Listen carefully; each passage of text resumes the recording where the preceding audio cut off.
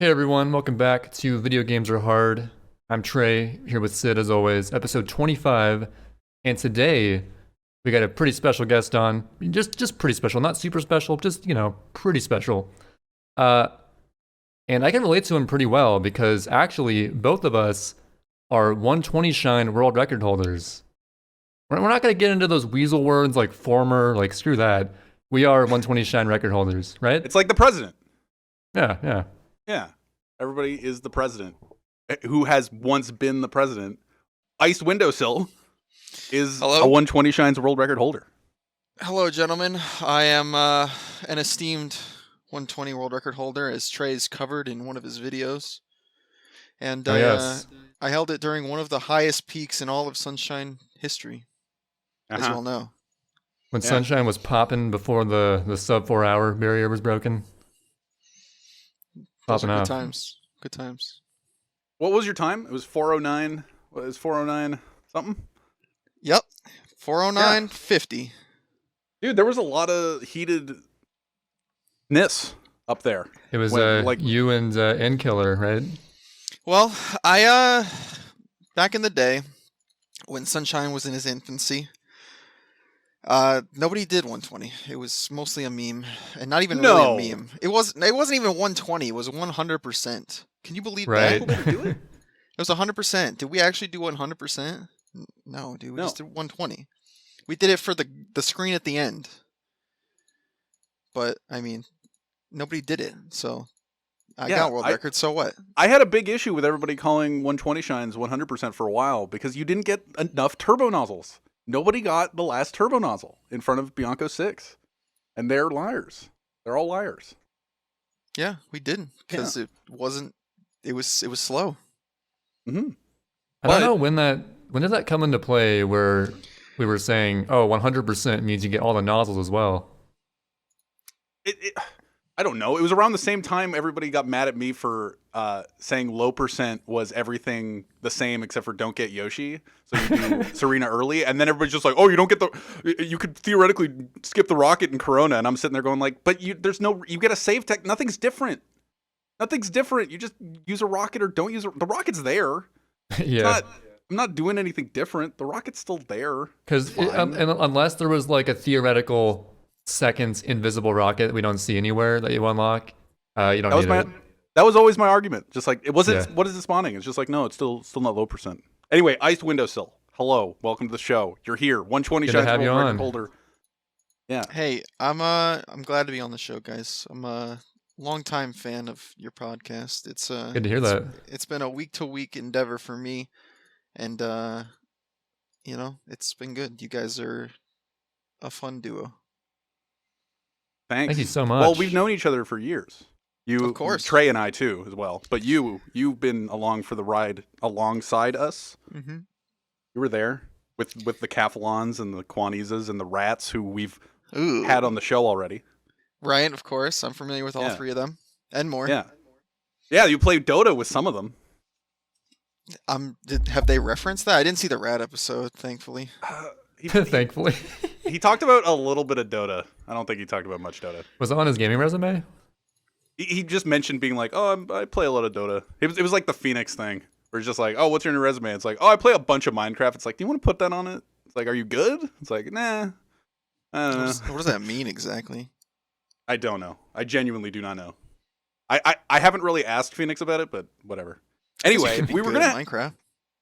Yeah, I don't know what good at Minecraft is. There is a speedrun that he does now in Minecraft, I guess. But anyway, Yeah, the one where it's this random like 10th anniversary map, and there's like certain category that Guinness World Record holders actually recognizes for some reason. So and Phoenix had it until like a week ago or something. he did have it for a little bit. That's true. So you know what? He could be debatably good at Minecraft. So I guess that's valid. But anyway, we were gonna have Iced on for bingo stuff, but then the bingo stuff kind of faded away. We had Ode on, and Iced messaged Trey about being on the podcast, or like we messaged him at some point. I don't know, being like, "Hey, you want to be on the pod?" Or he was just like, "Hey, I could be on the pod. I'm down for bingo talk." But the bingo tournament just kind of came in and kind of left, and And we were without never much super talk on board about with it. We were never like that motivated to do bingo recently. So So I was working this week. I left my house, which is horrifying, Oof. but not that horrifying. But I left my house. And while I was speaking of work, I just got off of working literally 14 days in a row, leaving my house that many days. So now you're safe at home for 2 days. it's nice to finally follow the government's rules for the first time in 2 weeks. It's pretty good. But then you're back on in 2 days, aren't you? Yep. Got that essential job. Got to, risk one for humanity, I guess. So while I was gone this week, when I was gone for that 1 day, I'm the only person that's kind of on quarantine of the three of us, I'm pretty sure. We can talk I feel about like our that. Canadian rules a little stricter than in America. In most states. We started earlier, I feel, than you guys. I feel like that's true, yeah. You guys are getting into it now. We were earlier, I think. But anyway, so I left and did my one job. And while I do this one job, this consistent job I do every month, I'm gonna have to do it next month too. It's gonna be horrifying. I listened to sports radio, and while I was listening to sports radio, while sports doesn't exist, I was. They didn't go they didn't go for 5 minutes without mentioning that sports were canceled. They went on like tangents about theoreticals, and they talked about Tom Brady again being signed by which team is the You don't Buccaneers? want me to say it. Yeah, you don't want me to say it. The Buccaneers. And I was thinking to myself, I'm just like, this is kind of depressing. And Ice's been talking about this a lot. And then I was just like, we should have Ice on the podcast. This is a perfect moment for Ice to be on the podcast. The biggest sports fan of the good people and a friend of ours. And this is, and then I typed to Trey, hey, can we have Ice? And he's just like, I was thinking of Ice and another guy. And I was just like, well, I'm thinking of Ice. So. No here's offense, Ice. I was thinking of another guy, but we're glad to have you, Ice. We've already been there, dude. We've been the other guy. Like, the other guy has already been, Why not me? That's deep. I guess so. Anyway, So- back to sports. Back to sports. We have Ice on as the sports. Not that he's not a gamer. He's definitely a gamer. I can talk about that in a bit, or we can all talk about that in a bit. I have a small story about recently. But sports wise, would you like to take it away? What's lamentful about sports? What are we missing? Well, Let's get into the rant. you guys are definitely not anywhere near the level of a sports fan that I am. I don't know. I can honestly go into the history, but it starts with games. So let's start there because you guys can relate Perfect. to games. And this I can. is, this is Sounds what it's all good. about. So sports for me, it all started as a kid, same way it always does for most sports fans. You're someone is into it, and they're passionate about it, and they introduce it to you, and you're just a kid, so you're really easy to influence. And a game that I got on my PC, because I was one of the lucky people enough in the 90s to have a PC that was able to put like a CD-ROM in the drive and put a game on. They call us boomers. Yep, they do. Was the Humongous Entertainment Backyard Baseball franchise. What? Oh yeah. Right?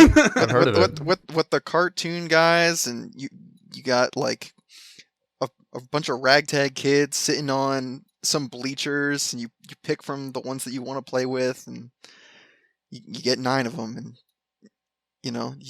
you play baseball. You play 9 innings of baseball, and they get to pick between the kids that they want to play. And so it started with backyard baseball, and then it was backyard football or backyard hockey, or any of those games that Humongous Entertainment came out with, where I kind of like learned the ropes on like all sports, and I got so into it. Like I would do like t-ball or Pee Wee League, and those kids in like gym class back in high school or elementary school who wouldn't know the rules. So like when you'd hit a ball and the kid would run, but he didn't know that if a person caught it, he'd have to stay on the bag. I was never that dumb person. Don't be that guy. I was never that person, dude. I was always waiting to the tag and then like busting ass to make it to the next plate. Because I was educated. I learned how to keep score. I learned how much points a touchdown was worth, like all the stuff that you'd have to teach to like, a, a gender other than men All the stuff you gotta teach me and Trey. because I barely watch sports.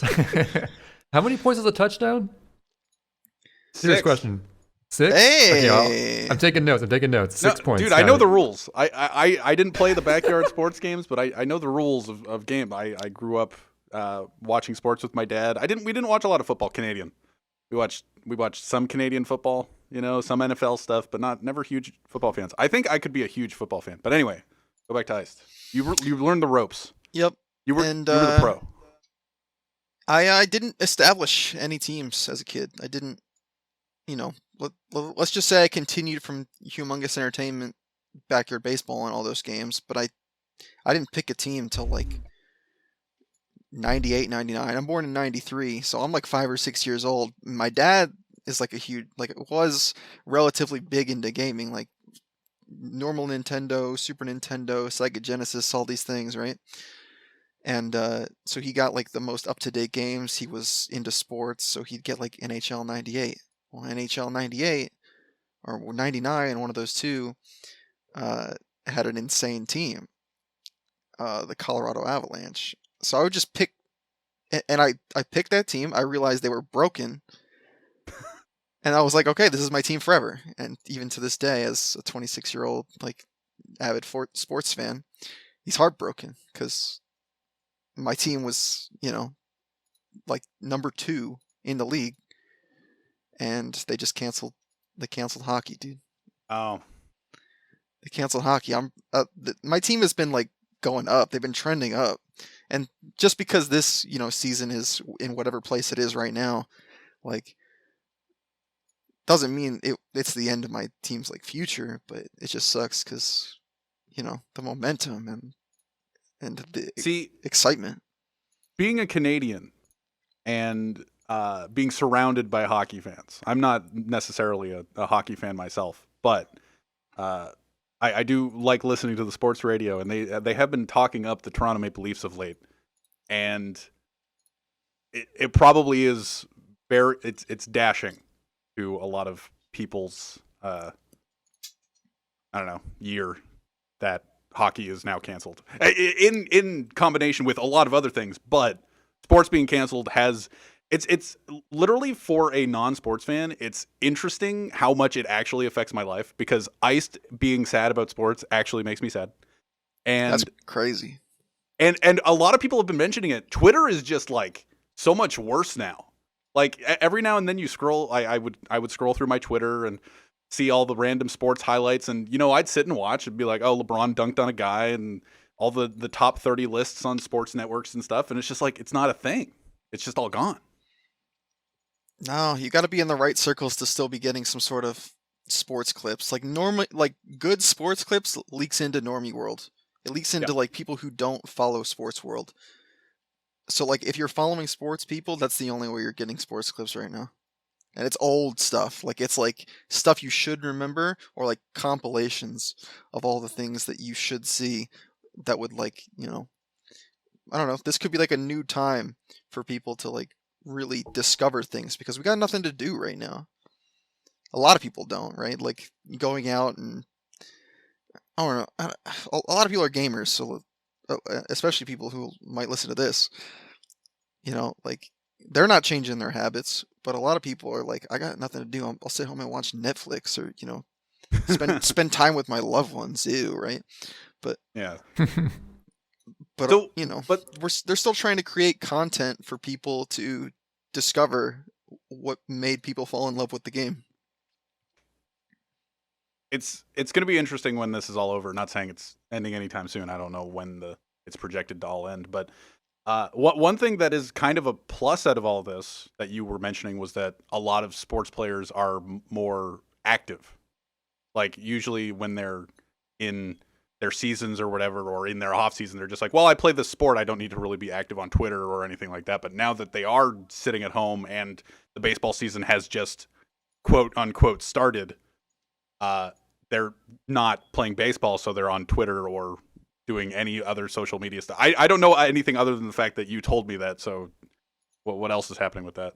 Well, to elaborate on that just a little bit more, like since I just recently became like a baseball fan last year, and like with any sort of fanaticism, like any sort of sports fanatic, you might think like they're crazy. Well, I'm that crazy, and I've only been into the game for like a year, and it's like the game I want to see more than anything right now. Like I don't want to watch crazy football highlights, like the highlights or dunks or anything like that. And I'm not really a basketball guy, but you know, seeing that stuff is still pretty cool. But I'm crazy about my Mets right now, the New York Mets, and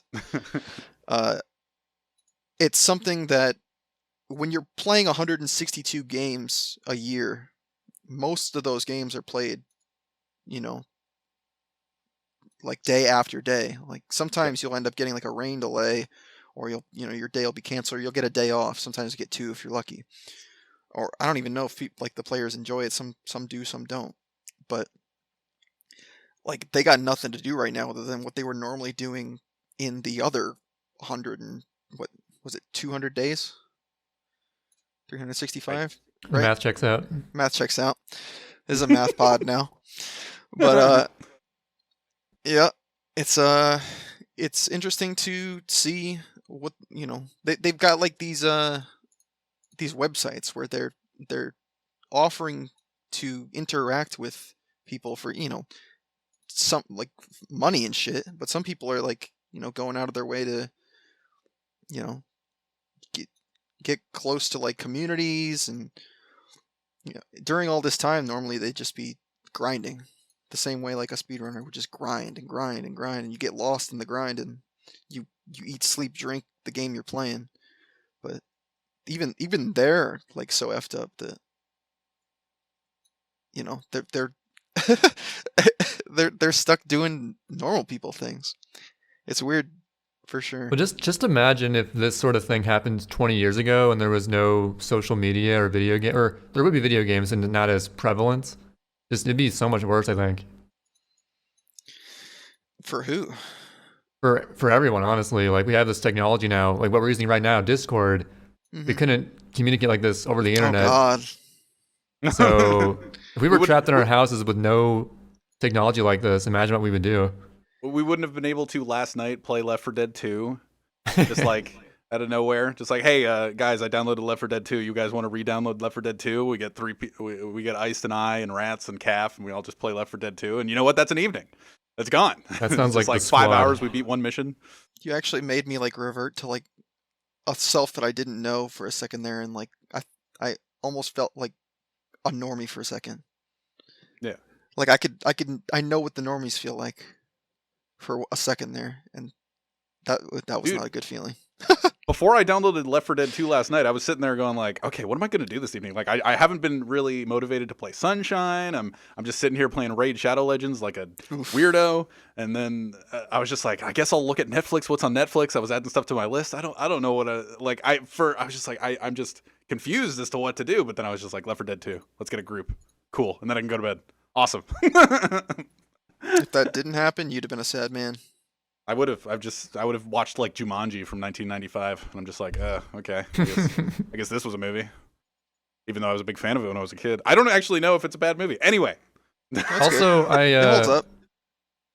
I probably would have joined you guys and downloaded the game, but I'm sort of in crunch time right now, taking advantage of this. Well, I wish I could take advantage of it, but I still gotta go to work. But I'm hoping to release the Onto 6 history video in the next couple weeks, like for sure. So I've been just finishing up the final few minutes of it. Last week I had like 25 minutes done of it roughly. This week, okay, it's complicated. I have like up to, what's so funny? Is the word complicated hilarious? No, Anyway. I just think you're funny. You're a funny guy. Bully. Oh, thank you so much. I'm just laughing at him. I just laugh at people. He's just laughing at me. It's fine. He's just laughing at him. I'm laughing with you.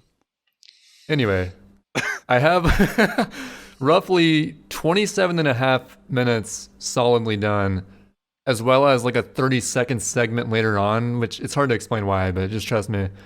Just so you know, yesterday we were talking about it with Quaniza, the fact that you're still working on this video, and he's just like, "How long is this video? Is this gonna be an hour?" And I'm just like, "No, it's gonna be a half hour." She's like, "Why is it taking so long?"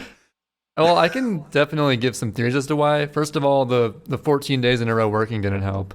You know what? It wasn't my words. And yeah, I know Quan doesn't believe in me, but it's fine. I still love you, Quan. But I finished the other videos, despite being an hour long, quicker, relatively, despite their length, for a couple of reasons. The main one is I wasn't, especially with the 80% one, quota, not the quota. And the 80% one, I didn't expect the videos to have the reach that it did. So I didn't really put as much effort into the actual editing. I just sort of slopped on some clips and like, oh, here's text and here's an image and that's that. But now I'm really getting more into like adding some extra editing techniques and little animation tweaks here and there. Flourishes. And some little flourishes. That's a good word, flourishes. Mm-hmm. And because of that, it's taking longer, combined with the second reason that I'm actually having to work full time. Whereas in the past, when I was finishing up the 80% and the 120 videos, it was during the beginning of a new college school year, which, as you all know, the beginning of the school year, when it's just syllabus stuff and there's really no homework, you have a shitload of free time. But now I'm just working same schedule every week, making it harder to get progress done. But finally, I want to say tentatively, keyword being tentatively, that's the only word I said, but very keyword. Premiering the video next Saturday, April, what day would that be? 7 April days. 11th? So yeah, April 11th, I want to hopefully premiere it. If not the 11th, maybe the 12th, the day after. But yeah, we'll see. I just have a couple more minutes to edit. I'm really excited to get it out finally. Trust me, I wanted to get it out as much as anyone wants to see it. So you should make that a preamble for the podcast. I could, but I also could make the viewers earn it and listen through the first 20 minutes. That's also fair. Why do you put a deadline on yourself like that? I don't. I never put a deadline on it the whole time. I finally want to get it out. Now it feels like you did. Yeah, right. This is the first time I have in the 6 months I've been working on it. Well, this is going to be his last time. Like, if he does do that release he's advertising it on the podcast closest to it. And I genuinely think I will get it done by then, unless for some reason I just am so indecisive and more stuff comes up. I got to cover more shifts. I think it's pretty realistic to meet that deadline.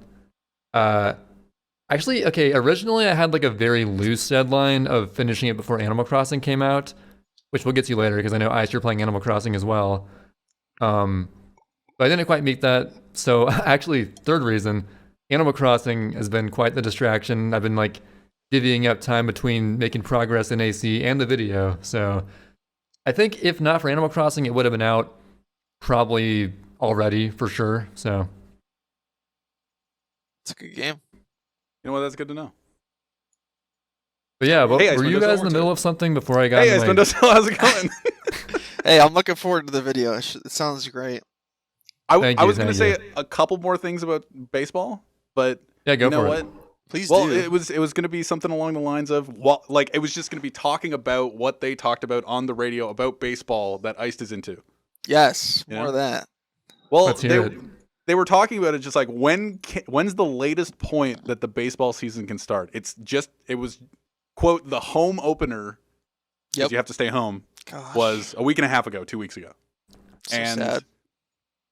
And Iced was like sitting in a Discord call that evening playing like MLB 2019 or something, like streaming the gameplay, and he's just like, "Hey, do you guys want to watch me play?" And he's like watching the what year? 1986. He was watching the 86 World Series, and like he was just lamenting the whole time about it. Gosh. And when, man, thinking back to it, it's so sad. And then, yeah, while I was listening to the radio, they were saying, "What's the latest point that it can start?" Like they're lamenting all sports. They're not just lamenting baseball, but baseball just started, so they're just like, "What's the latest if this passes and everybody's able to get out by June, can they start the season then? Like, what's the most amount of games or least amount of games that you can have in a baseball season, because it's 162 games. But if they cut it in half, maybe, but probably Okay, I don't not. really follow to baseball or any team sports for that matter, but why are there so many games in a baseball season? Ooh, now that's a beautiful question.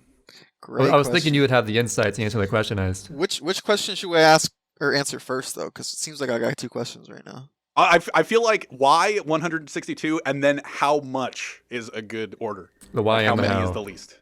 Okay, so baseball, if you know anything about how baseball works, is a I know some non-contact things. sport. It's a non-contact sport, and it's mostly mental.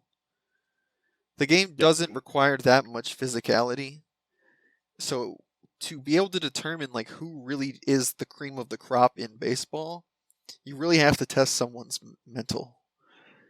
And the mental is like, how consistent can you be across your whole team Mhm. for half of a year to be regarded as the best of the best? Like, it hasn't always been 162 games, and it hasn't always been 30 teams.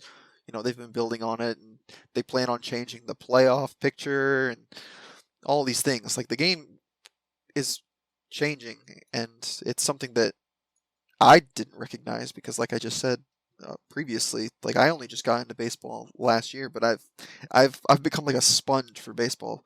Like, so many things have been said, and I listen to it almost every day from somebody talking about baseball because I'm that stupid into it. That I know about things that like people who've been following the game for the last 10 years would know, and I've only started watching last year just because I'm that into it. I'm a freaking nut. But yeah, it's just a mental game. Normally the spring training in baseball, which is like your preseason to football, which is like these games don't count, we're just getting you ready for the real shit. Those games start in February, March, and then towards the end of March into April, we're talking opening day. Opening day, all the teams are playing in a, you know, in on all the channels, and it's a beautiful sight. All the stadiums are packed, even, you know, the worst stadiums like Miami. All right, maybe not true. They only still get like a 7,000 out of like 40,000 because they suck. But like, it's just a beautiful experience, and like the difference between who goes to the playoffs after 162 games, it by then you should know who these teams are, which is kind of why I think that's the way they do it. And it makes for good, like a lot of baseball fans, maybe they're not like the craziest baseball fans, but they watch for playoff baseball because it's kind of like March Madness, right? Right.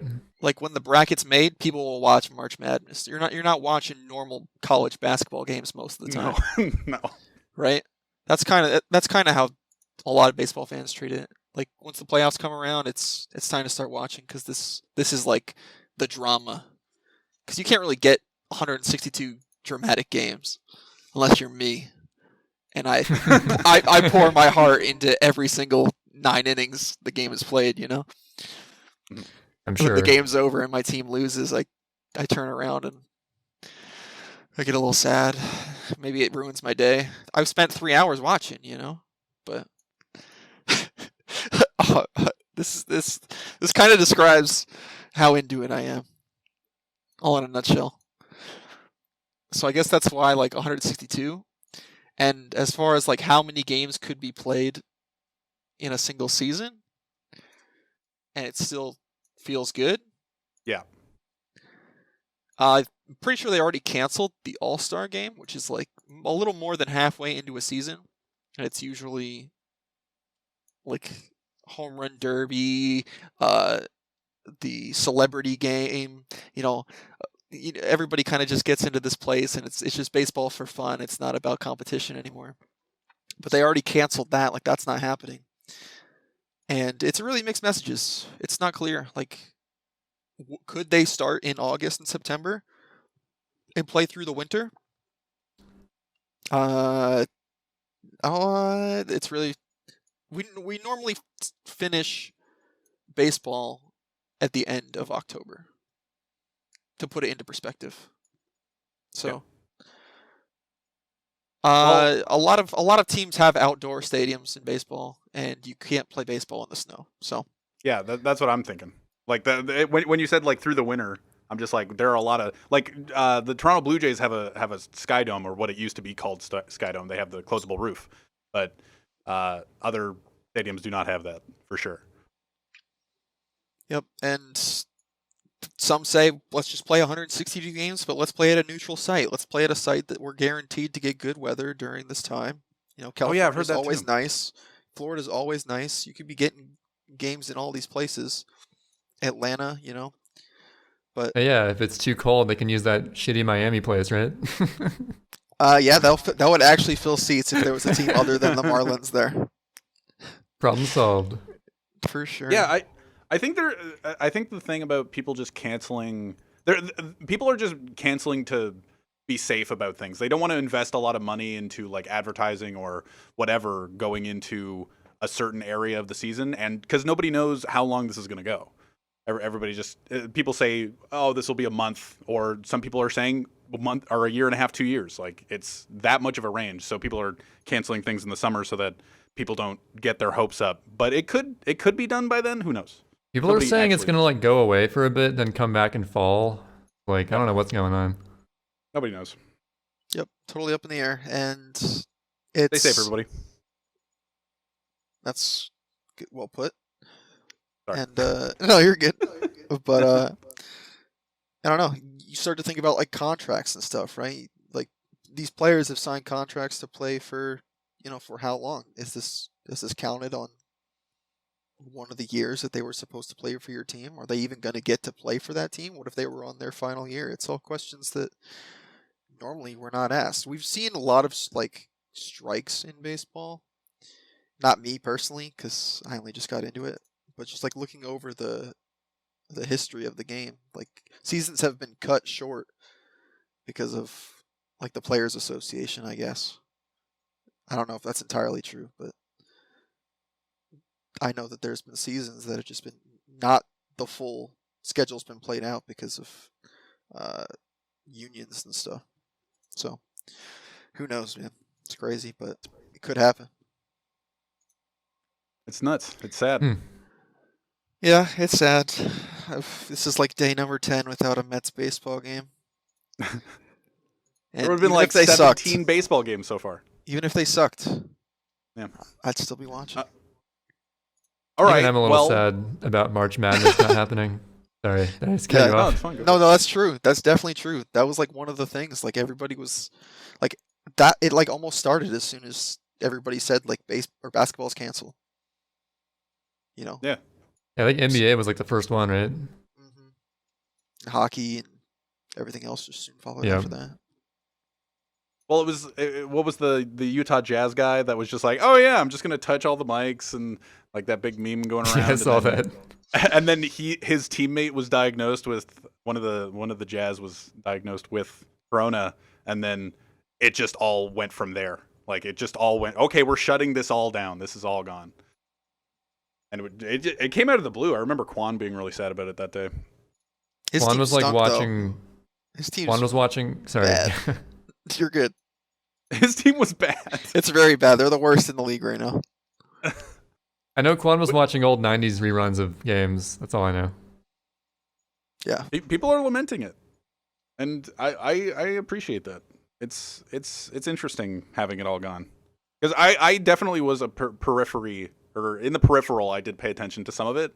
Like Ice and I tried to have a baseball conversation where I, instead of saying designated hitter, I said designated pitcher.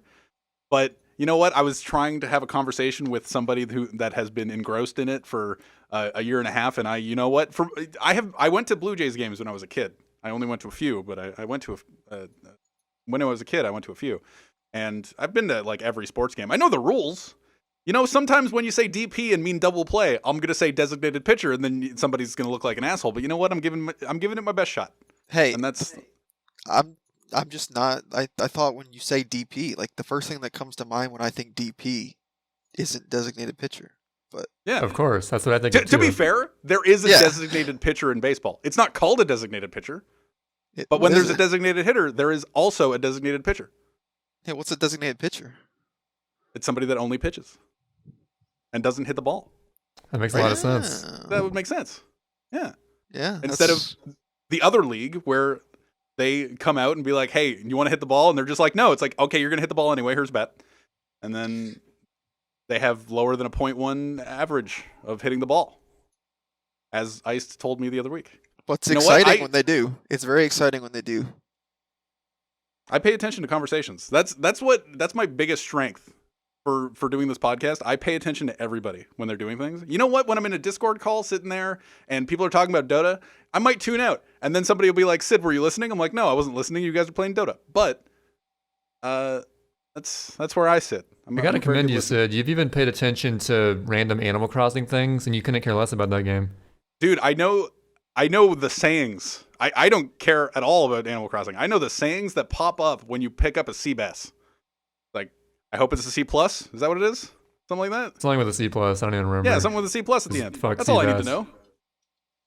I'm paying attention. That's I usually know just that cringe you can content. take the little pictures. Anyway. Is that our segue course. into Animal Crossing?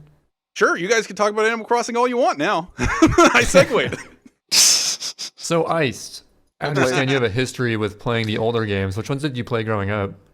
I did not play City Folk or Wild World, Okay. which I believe were the only other two, other than New Leaf, the original GameCube, and now New Horizons. I only played the GameCube one and City Folk. So, Should we go into Ice's like way back story first? Like he started out with backyard baseball and backyard football and stuff. But yeah, it's true. what's the beginning of Iced in video games? I was talking to Claire, and for anybody who doesn't know Claire, I was talking to her for like 2 hours. Ice's girlfriend. Who doesn't know Claire? Everybody. Larry. As I like that's to call fair. him. I was talking to Larry for like 2 hours. I actually told her we were going to invite you on the podcast before you even knew, like a day beforehand. And we were hanging out. I had a little bit of, what would you call it? A little bit of pre-game, like pre-iced interview with Claire, just to like beef up my notes. And she says that you're very talented at getting into a game really fast. Like understanding what the game wants you to know really fast. Very a natural game player, she calls you. I love that. I love that topic, by the way. That's one of my favorite topics that you guys like to bring up. Is like, is it grinding or is it natural? That's the ultimate thing, because you see speedrunners that, I mean, you're not always sure how much people are grinding offline, but people definitely pick up stuff quicker than others, but others, they can grind for hours and hours and never quite get to that level of some other players, and it's like, why is that, you know? I know. And It's interesting. and it seems to be that Iced is one of the natural of naturals. He's a Would you natty, like to- pure natty gamer. Yeah, pure natty gamer. I like to think that I'm natural at gaming. Like I was picking up characters against Trey in Ultimate. I remember Trey being like, you learn how to play these characters really fast. I'm like, I don't know. But I feel like I am not a natty gamer. I'm definitely a steroid gamer. steroid gamer. I have to grind. I'm a grinder to understand a game for sure. Well, while I feel like I'm pretty, I get the basics of gaming pretty fast. I've been playing Rocket League for upwards of 1,400 hours, and Iced is still, even with, I don't know, probably a little more than half of the time that I've played, way better at it. Or like, I don't quite know where we stack, but like I'm not good at certain things in that game, and Iced is just like, you know what, I'm still, because we were playing Rocket League the other day. Everybody's bored. We're playing old games we used to play in 2016. So what? But yeah. So from that, we get that Iced is a natty gamer. We're It's the terming it competition, this way. man. It's the competition, and it's been instilled in me from a young age. You're a And very so- competitive player. I am. It's driven in me and everything I do for the most part. So you just use the beginning moments of a game as like a starting pistol? Just like, okay, I'm going to get good faster than everybody else. It's games, man. Games are That's the are title. They're That's very the title similar. of the podcast. They're very similar, man. Games, they're very hard. Like the title Games, of this man. podcast. Games, they're very games just have rules, right? Yeah. And video games have different rules than like real world games, where like you can do things, but they restrict you from doing those things. Video games, only let you do so much. You're stuck within the confines of what the game is capable of allowing you to do, and then sometimes you discover new things, and you break open like what's possible. Melee. I think the one exception is Ocarina of Time, where you can do whatever the fuck you want now. Yeah. Like that. For the most part, yes, for sure. It almost is like real life in that way, where it just ignores the boundaries that they created, and you just get to do whatever you want now. Well, before you go on, I feel like games have, like video games themselves, or real life. I guess real life has real life physics. You can't go outside of what real physics are. Like this can only be thrown this far, or falling speed, or whatever. These are just the rules of the world. Gravity exists, but in video games, it's established what it wants to establish within the game, and then. Like this is the example I like to bring up, even though I've never brought it up. In my brain, I brought it up. In Super Mario Sunshine, there's ground, right? Yep. And from a casual player, you look at ground and you're like, okay, I can't pass through that. But then you be like, okay, well, that's not actually ground because I can go through it. So, like, there are bending rules within. There's a larger physics, but we're still trying to figure out what the larger physics of each game world is. Well, the thing is, every game has its own physics, and you can't change the physics of the game unless there's arbitrary code execution or some shit. Even in Sunshine, when you clip through something or use a quote-unquote glitch, you're not altering the physics. You're just using exploits that are possible within those physics. Yeah, but we have to discover what the exploits are. Yep. Yeah. So, Iced. So anyways, back to your what are your childhood games, Iced?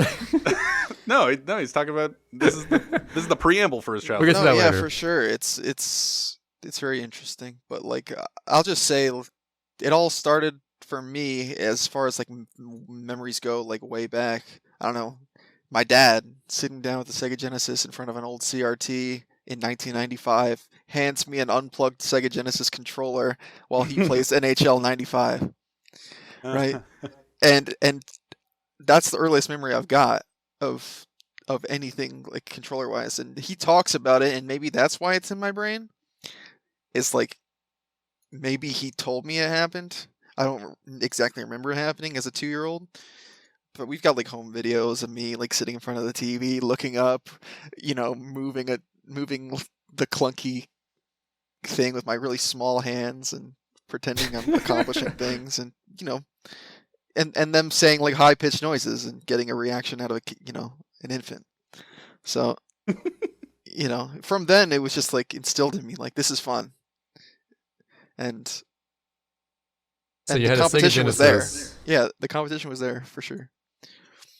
Sega Genesis and Super Mario was it like on the Super Nintendo we'd play a lot of Mario Kart, Super Mario Kart.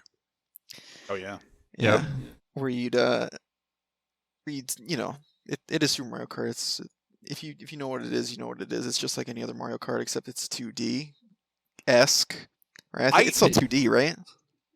It uses the the Mode 7 feature of the SNES. It tries to make it look 3D, but it's not, for sure. Mm-hmm. That's what it does. I hadn't played. I could have sworn until I was probably 14. I didn't know that there was a Mario Kart before Mario Kart 64. I could have sworn it didn't exist.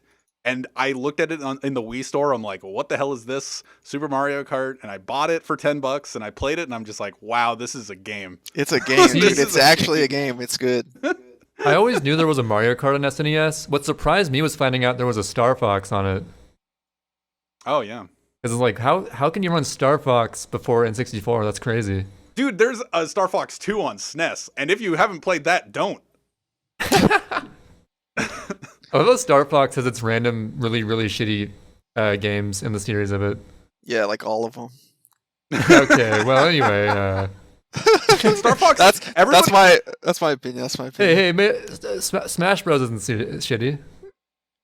Come on. Does that count? It's Come not on. a Fox. It counts. You got Come Fox It's in a on. Falco Melee. game. If Fox anybody is the main knows character in Melee.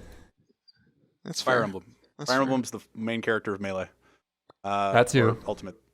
I like Adventure. I like Star Fox Adventure. People give See, it. that's like the non-Star Fox one, though. Yeah, but it's fun. It That's doesn't the only follow one the I've same played. formula. It's more No. like a 3D platformer adventure game versus a shooter. That's the only one I've played. I own it upstairs. You know what? During this quarantine, I might bring it out and try to stream it, do a replay, and be like, you know what? That was better than Odyssey. You See, know? I haven't played that game myself, but I feel like if you don't know what a Star Fox is supposed to feel like, it could probably be conceived as a good game. Conceived. It doesn't need to be a Star Fox game. I know the game. Listen, I've seen the game. That game is something. Oh, I think it was It something definitely else, and does then not that's need to be. like last minute they switched it to a Star Fox theme or something. Yeah, that doesn't need to be a Star Fox game. The fact Oh, that for it sure. is like they cashed But in Android- on what should have been like something entirely different, but they got their money's worth. but Andros is in it. Oh well, there you go. It's a Star Fox game. Anyway, Super Mario Kart. Yep, Super Mario Kart, and Fun game. I never. I'm like one of the few '90s. Few. I guess I can't really say few. Few '90s kids that I know. Maybe, I like to call myself an '80s kid, even though I was born in the '90s, because it's just fun. How are you an '80s kid? Well, we can get into that in a second, but Sure. I'm Okay. curious. didn't have a 64 ever. Never had a Wow. 64 in my Same. repertoire of things. I was straight from SNES and Sega to GameCube and PS1. Really? Yep. Skipped the What'd you- whole because I was into the PC, man. Like PC like games Fair. is way more popular now. Right? But consoles were like you bought the hardware that could handle the games. You didn't buy a PC that could handle the games back then. Your PC was like a home computer that had like AOL Instant Messenger on it and, could send emails. But my dad, like, we had multiple like PCs in the house. He had like 2 laptops for work that he put games on, our own personal computer, and we'd play like StarCraft and we'd play Medal of Honor and games like that. And that was kind of what got me through the space in between like next generation consoles after that, because those games were, I don't know, dude. StarCraft was like so many games built into one because of level editor and custom games and stuff, which is like standard now. For sure. Did you have friends that you went over to play their N64s or anything like that? Or Yeah, I did. But it was never like enough to make me want to get those games. Like, my dad was in the Coast Guard, and they had like we were living in New York.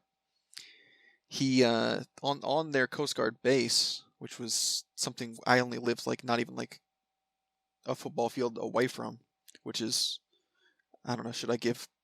Let's say 100 yards, right? It's not actually 100 yards. Let's just say Yeah, 100 how long yards. is a football field? 130 yards. Let's just say that. I'm taking notes. Okay. I would go into the as like a Coast Guard, kid. I would go into their little base, and outside the galley, which is like where they would eat the food, they'd have like a little rest area, and they had Mario Kart 64. But it was Oh just hell like yeah! I played it. It was just never enough, and maybe it wasn't my choice. When you're a kid, you might want it, but you might not get it. But I never like begged for it. I wasn't that kid who woke up on Christmas Day and did the crazy unwrapping. Yes, yes. Avocado! Nintendo wasn't- 64. Yeah, that wasn't me, man. That was not me. God, I wish that was me. I wish it was me too. That'd be But crazy. I understand because you're actually a moderator, or used to be, for Mario Party. Were you into like the N64 Mario parties? I was into Mario parties in general. Mario parties. But did you in play the general GameCube is- ones more? I'm assuming. Yes. Okay. But I did get a handful of experiences with the 64 Mario parties, not because I owned the console, just due to friends and things like that. And I would go over and I'd pick it up quick, just being, Yeah. familiar with other types of games, not necessarily Mario Party. And the natural talent of learning games and the natural competitiveness towards learning games. Mm-hmm. Yeah. What do you think about 5? Everybody hates 5. Mario Party 5? Yeah, what's wrong? Nothing. wrong with 5? I don't dislike 5 at all. It's got some of the best mini games of all time. I love 5. I think 5's 5's awesome. amazing. Everybody shits on 5. I feel like there's no individual game everybody hates. You just associate with. It's a coincidence for you, Sid. Dude, I don't know. I just keep going into streams. It's just like 4 is really good and 6 is amazing. 5, like, why am I into Sunshine and Mario Party 5? Why are these the games that I like? I don't understand. All the black sheep games. It's All weird. the black sheep of the party games. But I had no idea 5 was ever a black sheep. I always assumed 4, 5, and 6 were all great. 5 was a little weird.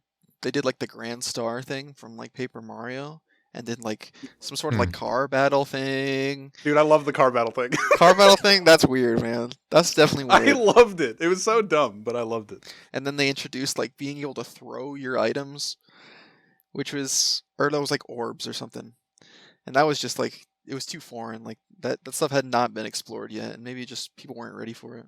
It was too ahead of its time. And then they did it from every Mario Party from then on. Except It was for the standard. 9 or 10. Which one was the one that everybody was in a group? Oh, let's wasn't not that talk 9 about where that. It you're all doesn't in the even car? exist. That actually doesn't exist. Oh, that one doesn't exist. They didn't make that one. Nope. We're Interesting. still waiting on that one, whatever that one is. Let's hope it never comes out. Huh. That's really weird. Yeah. I remember it existing, but it doesn't. So, to get off this Mario Party topic, because Mario Party 10 isn't obviously a thing, or 9 isn't obviously a thing. So GameCube, you started GameCube. You had the computer games. I don't know how much you want to talk about computer games. I was a CS 1.6 kid. I couldn't get into it, man. I know you could. That's why I'm like kind of baiting you. No, I but couldn't. Also, oh, you couldn't. I couldn't, dude. That was Okay. that was like that was a whole nother world I hadn't explored on the internet until like almost 2010. Yeah, I'd say that's fair. Like the whole like PC, like competitive PC circuit, like CS and MLG and all those things that you like, I don't know, was Quake, like I never got into stuff like that. Mm-hmm. But those are like games were like competitive PC games back in the day. But I wasn't into it like that. I was definitely a casual, not casual in the way that like I'm not competing against people who actually, like as we'd see ourselves now, are like exploiting the game or doing things that are deemed good things. I would just do things for fun. But Did you had natural competition inside of it. Oh yeah, the fun stuff was still like I would try my hardest.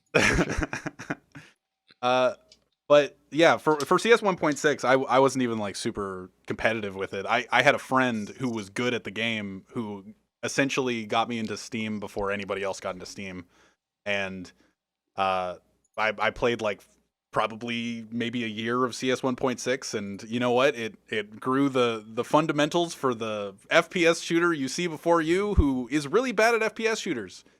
And yeah, I was never that good. I just kind of got onto teams with my friend who was just like, yeah, I'm really good. And this is my friend who you have to accept onto your team if if you want me. So Dude, I hate that feeling. That's why, I don't know. Overwatch was my first PC shooter I played. Before that, it was always just on console. That was pretty much worse than anyone else, and that's kind of how I felt. It was still pretty fun, but I didn't take it too seriously. Oh, I was having a shit ton of fun. People were in our team battles in CS 1.6. People definitely got mad at me, but you know what? It was before I actually got to see. Zoomers nowadays get like raging at 12 years old. I can't even see that because I can't think back to a 14-year-old me that's like pissed or like pressured to do well in a video game. I can't even think of it. You didn't have your ego yet. With no ego, there's no rage, right? I guess.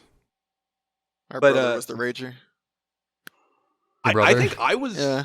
like, I think in my teens I was the rager. I remember raging at Risk one time. Risk the board game. Oh, Yeah. Risk can be rage inducing, to be fair.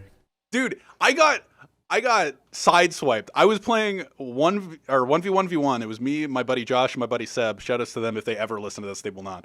What up, Seb? We What up, Josh? were playing Risk, and we rolled for our start. Seb picked the worst starting position you can. Like, he got flanked by both sides. He was like in between Josh and I for no reason. God, what an idiot. Yeah, that's dumb. And he got utterly destroyed. And right before he died, or not even right before he died, right before the game even started, or like turn 2, I don't even know. Josh asked him if he wanted to like have an alliance. And I was like, this is bullshit. This is turn 2. And it's a 3-person game. This is bullshit. And I like almost left. I got up and almost left. And we restarted the game. Oh Thank my God, goodness. That actually is like eerily similar to Risk experiences I've had, except I'm not the person raging. And like no experiences am I ever raging at games, and it's kind of crazy. But like my brother and my dad both had that in them. But I missed it. It's actually, dude, it's been like pushed out of my system. Rage has been pushed out of my system. Pico XD, I don't know if he'll listen to this, but Pico, a player in Super Mario Sunshine, I don't know anything about him. He made a Sided Williams Rage compilation, and he actually lamented the fact, he was complaining in the guy Discord, I cannot find any rage moments of Sid. Like, he's been streaming Sunshine for 6 years. I cannot find shit. Like, it's the same way for me. You and I have never really been ragers at Sunshine. To the point where, like, remember the first ever Glad Jonas Mario Sunshine Rage compilation video? oh yeah, that had I you. was in that, but it wasn't even rage. I was just saying something provocative, and it was like, okay, well, why is that in the video? Oh, because it's funny. I don't know. All right. I think playing as much Smash Brothers with my buddy who was good at CS 1.6, playing as much Smash with him, like, he was the biggest rager you've ever seen in your life. And I would just play Brawl with him, and he would just lose all the time. And I remember in late high school, it might have been like grade 11, grade 12. We hadn't played Smash together in years. And we were in a group, and he was complaining about how cheap I played in Brawl. Oh my I God. have no idea how many years later.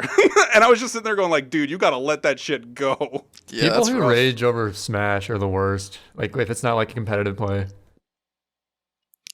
It was pretty nuts. Anyway, your brothers and your dad had the rage. You don't have the rage. I actually I've had so many times where let's move on to the next chapter of the consoles, I guess. Right? We talked about the two beginning, the Genesis and the Nintendo, and then PC, and then we got the GameCube. And the GameCube is fundamental to like the three of us. Like, I have a very large library of GameCube games, like bigger than a lot of people. Like, there are collectors, and then I somehow ended up being a collector. Okay, what's an estimate on how many games you have for it? I've definitely got like north of like 70 games. Oh, Jesus Christ. That's Yeah. a lot of games. I thought I was And- impressive with like maybe 30 or so, but no. Yeah, I've got a lot of games you've never heard of, and I've got like most of the games you think you should have. And none of those games are Star Fox, thank goodness. Do you have Shadow the Hedgehog? Shadow? No, hell no. Okay, you lucked out. That's a bad game. Yeah, dude, I did enough research back then to know what I'm spending my 60 or 40 bucks, whatever Dude. it was. Nintendo Power gave it a 7.5, and I was like, that seems decent. That must have been like the year I unsubscribed or something. Yeah, maybe. But yeah, we did a lot of Double Dash, which you're familiar with, Trey, obviously. Ooh, I And do Sid- love Sid- my little game. Yeah, that is Trey's little game, and Sid is also known in the Double Dash community, right? Isn't that true? You're good at I that have an game? expert time in Mushroom Bridge. That's huge. Hell yeah, he's an expert, guys. Uh-huh. I played was, a lot of it when I was a kid. Yeah, I was very good at that game. Compared to the people I was playing, I can't say that I'm good compared to, the people you guys know. People you Dude, guys are we can familiar hook you up with emo. I am not trying to get into that game. we got Goomba Optimistic Emo and Phoenix spelled correctly on speed dial. We can get you a 1v1v1v1. But just like No. every other game that I played, there was no rage, and I was good at it.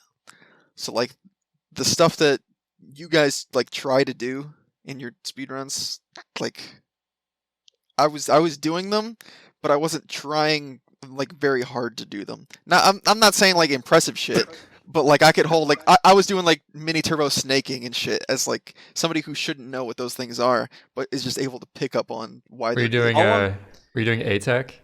No. All right. I wasn't all I I was wasn't doing anything saying- impressive, right? Just like the kid who would beat your ass at like a Mortal Kombat, thing at the arcade. I was like that level of guy when it came to like shit like that. You'd What come Ice up is and you'd put saying your is that quarter he's in. better than you. At That's the it. time, That's all I'm saying. yeah. Ice is better than you if you're not like trying to be good.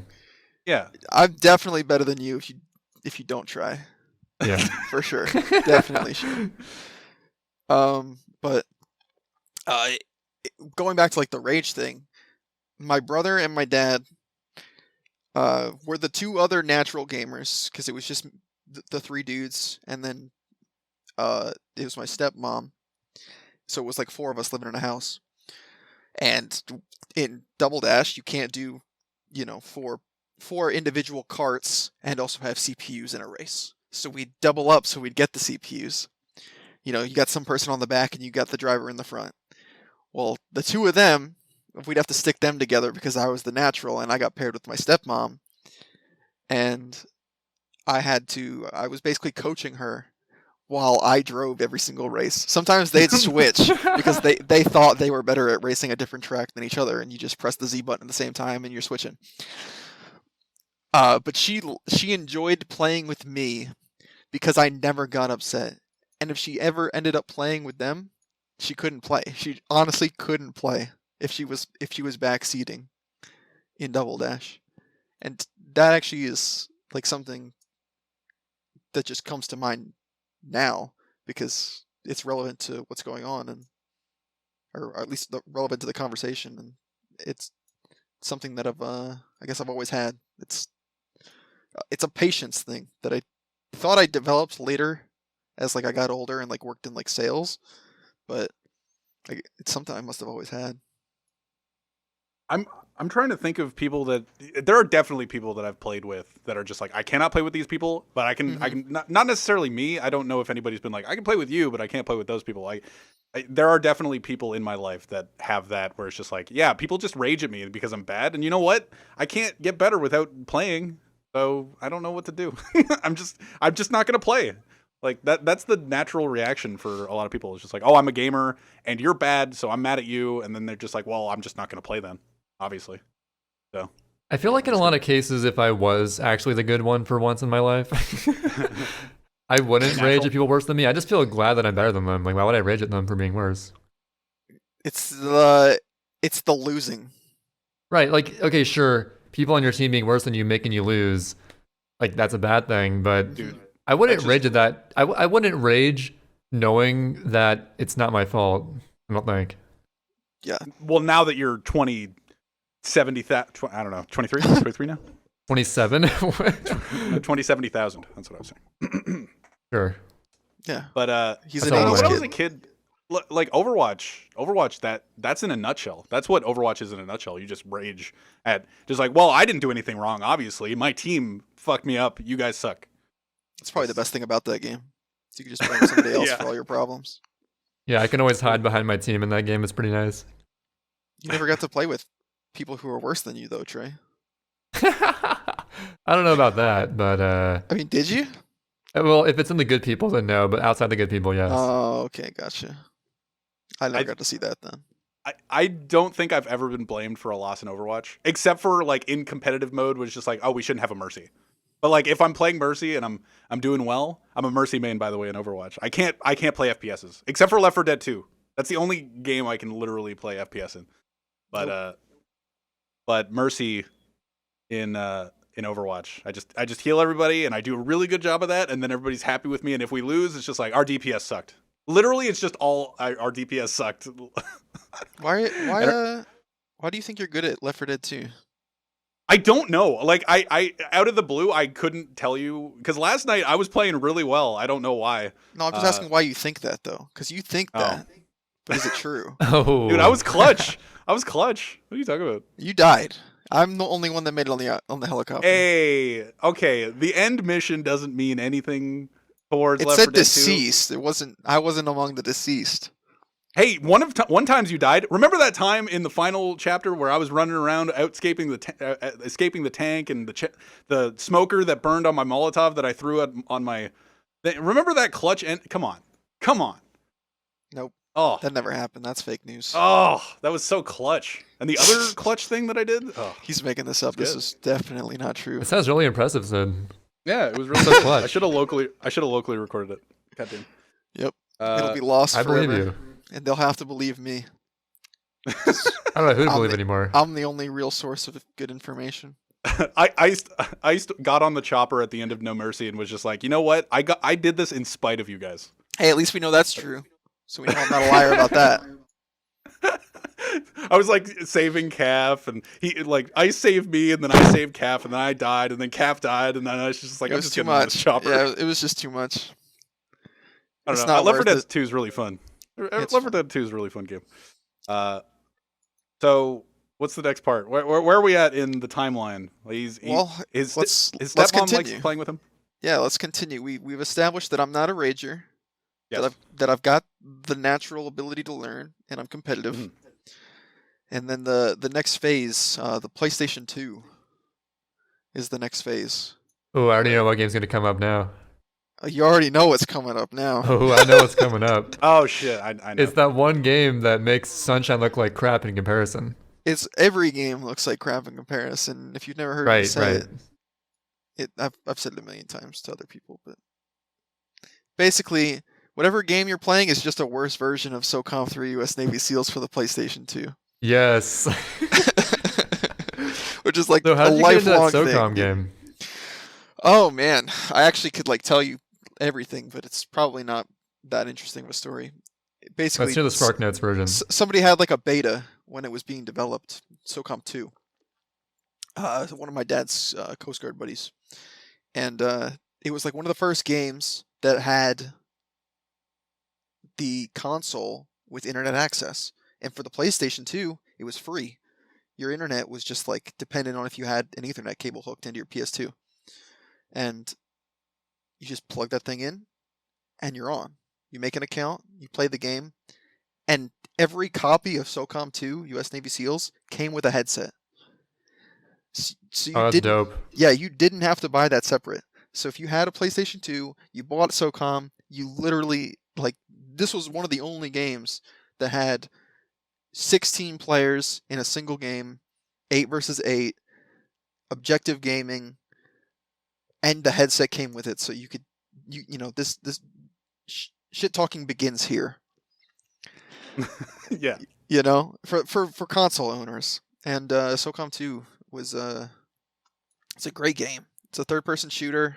PlayStation 2 had like 16 maps. The lobby system that they created in that game to get people in the same games is something that I am actually really upset that they haven't recreated, because the quick match thing that you do nowadays, instead of the way that they used to do it in SOCOM, is a damn shame. There's so How? much community that you could build from just setting up a room that with certain maps in it, with rules in the title of the thing. Oh, dude, I And love that people would for Call of Duty join- 3. Yeah, and people would join because that's the game type they wanted to play with. They wanted to play without grenades, or they only wanted to play certain maps, and they wanted to play with certain guns banned, because certain guns were too good. Like the IW-80, A2, and the M14 were like... The SEALs had like one gun that the terrorists didn't have. And this is it's a SEALs versus terrorists. And that they just banned that gun. That gun was like stupid. Like it had heat-seeking bullets almost, or like head-seeking bullets. It was just like not fair. It wasn't like that, but it felt like that. And they were just like, "This is cheap. This is a cheap gun. This is banned. If you pull it out, both teams agree that you will get kicked from this lobby." And the community was one of the first communities that I've it was actually the beginning of me becoming like a community guy. And now it's something I've thought about a lot of times, where without SOCOM introducing me to like so many different types of people and building a relationship with people all across the world, I don't, where would I be? Because I became friends with so many people, talking on a daily basis. Sometimes in these lobby rooms, you wouldn't even intend on playing the game. You would just be in the lobby room because it was the only place you could talk to on a PS2, because there wasn't like a party channel. There wasn't Discord. There wasn't Skype. You would just join a lobby and you just sit there and you talk for hours with like people who are in your clan. Because in the game, only one person can talk at a time. And the lobby, only one person could talk at a time. So the mic was like frozen. So whoever got it could hold it. There was a little glitch you could do where you like unplug your Ethernet cord and plug it back in, and the game would forget whether or not you let go. So you could just hold it indefinitely. There was like a timing thing built into it, but that's like one way to like trolling was one of those things. It's stuff like that. But another thing that SOCOM introduced me to was glitching. Glitching, I really didn't experience a whole lot of in my PC or previous console experiences. But SOCOM 2 and SOCOM 3, and they had a lot of glitches, and they were very fun, and they were very very game breaking. Were there any glitches that you yourself discovered, or did you just like find it from hearsay? There were no. I personally never discovered anything, but the glitching, the game had a glitching community where if you wanted to learn or practice your glitches, like how to execute glitches, there's like US East servers, US West servers, US Central servers, Asia servers, and then there's a place called E-Seals. There's like 5 lobbies, and usually like half of them are empty, but there's like 1 and 2 that nobody really plays that game. Nobody plays SOCOM 2. They play Glitch No Kill, where you go into a room and you just try to execute glitches. Only one person can talk at a time, and you can't talk to the other team. Nobody's killing each other. Everybody's just trying to F around. Eventually the game becomes like hacked. Like there's like a infamous code or like hack that people introduce called like Code 9 that ends up like killing the whole online scene, because they could like break the barrier of like 16 player games.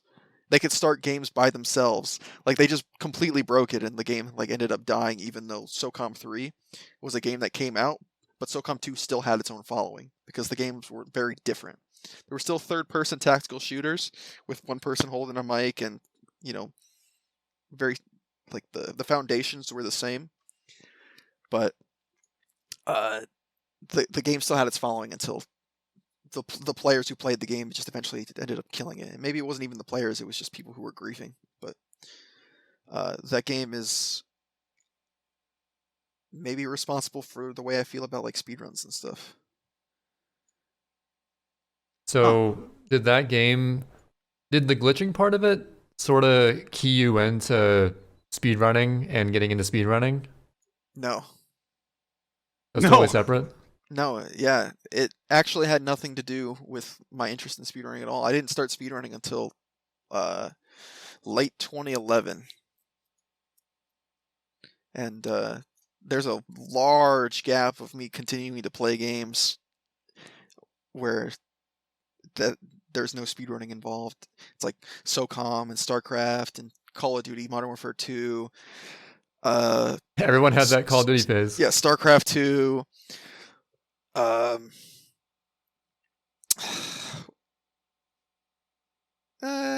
Just more casual games with my brother, playing like Mario Baseball on the GameCube. Things like that. And I wasn't a baseball fan back then, but that game was just good. That's a damn good game. But oh, did you have a Toadstool Tour? I did. Also That's a a great game. sick game. Great game. That's my favorite sports game of all time. My dad Dude. might be the only game my dad is better than me at. Really? Ooh. He's got the golf like the real life golf experience Oh, that I yeah. didn't have, so he was able to incorporate a Wow. lot of those things into his Toadstool Tour game. Dude, the surprising thing about Toadstool Tour is it's amazing for all skill levels because it's pretty easy to do decently at and get like, mostly pars, maybe some birdies, and do like pretty well. But it actually gets super deep at a high level. There's all It has sorts levels. of factors to take into account. There's like the fade versus the draw, or you can like hold the control stick in a direction to like change the arc. It's pretty crazy. Power Yeah. shots cutting off more than half of the course, and Yeah. yeah, there's levels to that stuff, and it's real life golf experience would definitely come into play. I can see it now, like as an adult and somebody who like appreciates the game of golf. Not everybody can say that. See, when you were talking about the SOCOM lobbies, Mhm. like it just made me think of Call of Duty 3, and I'm God, just like, I love SOCOM dude. lobbies so much. I played so much Call of Duty 3 and like specific. I can't even remember the map name, but I just one specific map. You could search by map, and Mhm. that map was active, and it was however many people were in it, and you just go in and you drive the car if you want to. Sometimes they could remove the car or whatever. I don't really remember all that because I never owned an Xbox 360 back then. But I totally forgot that they used to do online gaming by rooms, by It's strictly rooms. such a shame, dude, because what they've done is like they followed the Call of Duty, like everything nowadays followed that Call of Duty arcade style, where it's just like press play, and the game sends you to a place. You don't have a thought, you don't have a care, and you have no control over what happens next. The only thing you get to control is what your character does when you get in. There's no pregame. There's no like setup like how you want to play.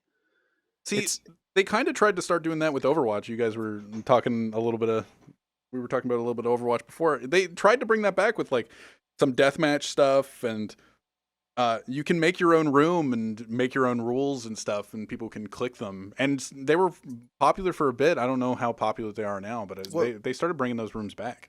The difference is they didn't have the other option. There was no just press play button and you get a good experience. I mean, SOCOM did have that option, but you were guaranteed a bad experience because the games it would put you into were like the the created ones, the ones that the developers created that would just like give you access to everything, all of the maps. So like the maps that nobody ever played, you get in a game full of those. And the only other people who would be in those games were people who also press the play button. And your times just sucked. It was not how the game was played. It was not how the game was played effectively. So most people didn't do it that way. They gave you two options. The one option that is now popular sucked. So you played the other option, and the other option was the better option. Nowadays they might still give you those two options, but the other, like the arcade option, doesn't suck enough to force you to go play the lobby versions. True. So I'm sure that it still exists. You can still make your private games and stuff like that, even in Call of Duty now.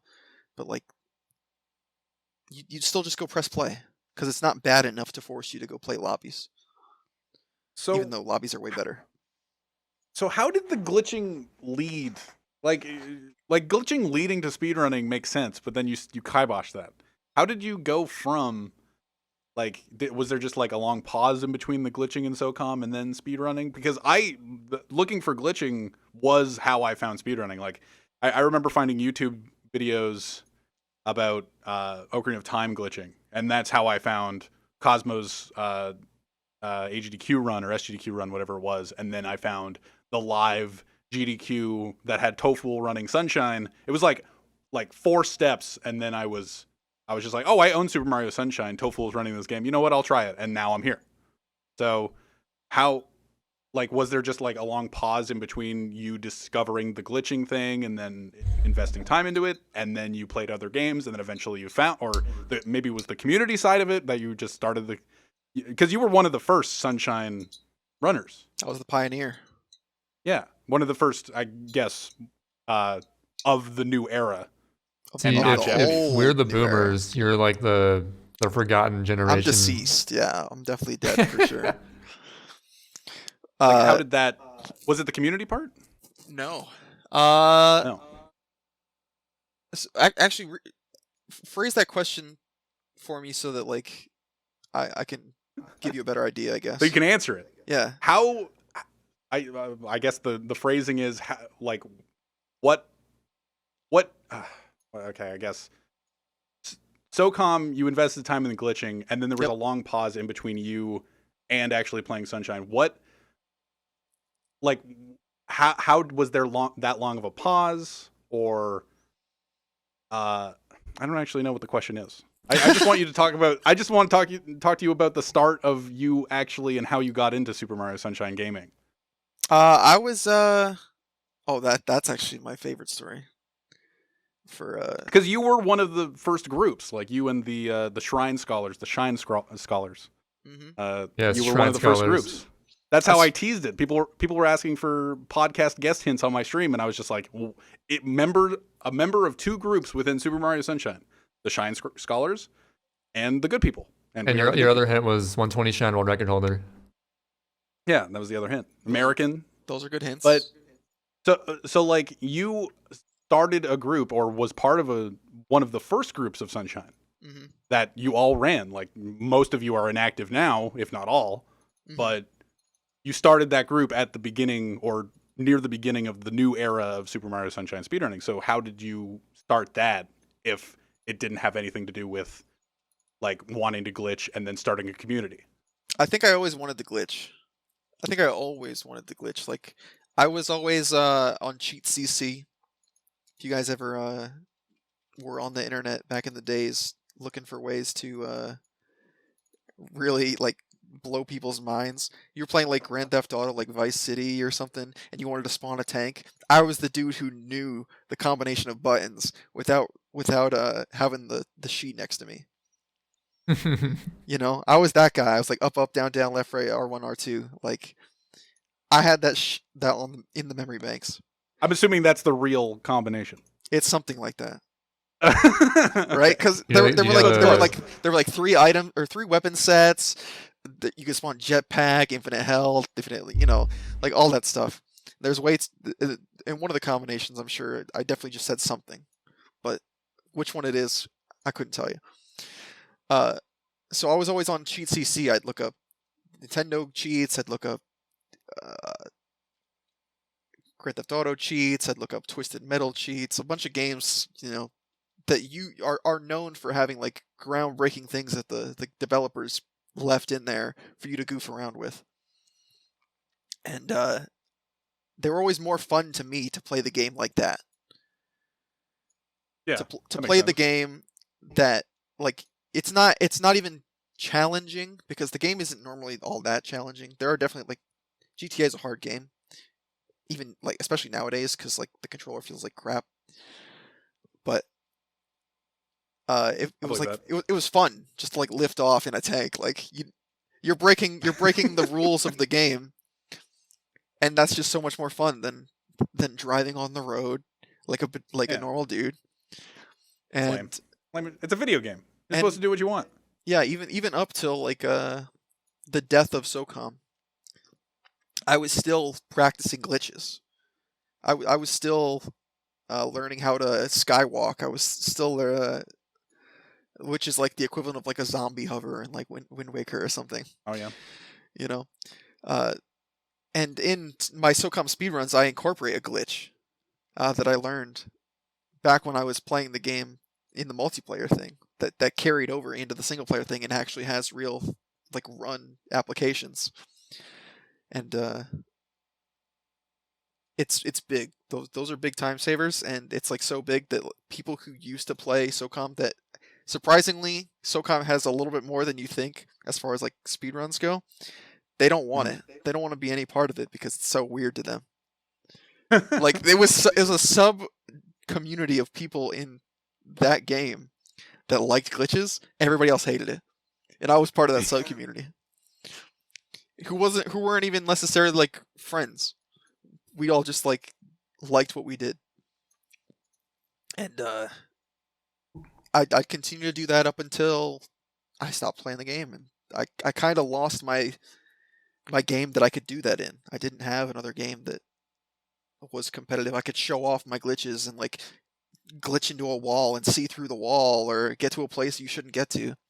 That didn't exist in any of the current games that were out. So I like lost that, and with that thing that I lost, I put it away for later until I did finally discover speedrunning, which wasn't. I don't know. I think a lot of people got into speedrunning the same way I did, which is they saw one of the pioneers on Justin TV or Twitch. Yeah. Right, because you were around watching live streams so long ago. You were before Twitch when it was Justin TV. Yeah, or Ustream. And you were watching people like Jono and I guess Siglemic. I fell in love with Giano, and even to this day, I love the fact that he's streaming right now because it is what I aimed for when I wanted to stream. The community feeling that he has with his friends, and like the carefree, like I'm just playing this game, and while it's competitive, it's only competitive with me and my friends. And sure, Giano had like world records and stuff, but like it wasn't competitive like that back then. He started the Wind Waker like speedrun craze that Cosmo eventually ended up starting to pick up and like popularized. He did the Ooh in the Majora's Mask, the SM64, and I was like so interested after my first time watching him that I was hooked, and I actually like looked for other things speedrun related. I saw everybody remembers like back in the day, like on MySpace or whatever, seeing like the old 16-star tasks and like, whoa, Yes. that's crazy. That's actually the first thing speedrun related I ever saw when I was like 10 years old. Because the original 16-star task from 2005 went viral, and I saw it. My brother showed it to me on Google Video before YouTube was even around. You thought it was Yeah, real. it was crazy. Everybody thought it was real. Yeah, I thought it was a speedrunner. Yeah, I thought it was a normal dude.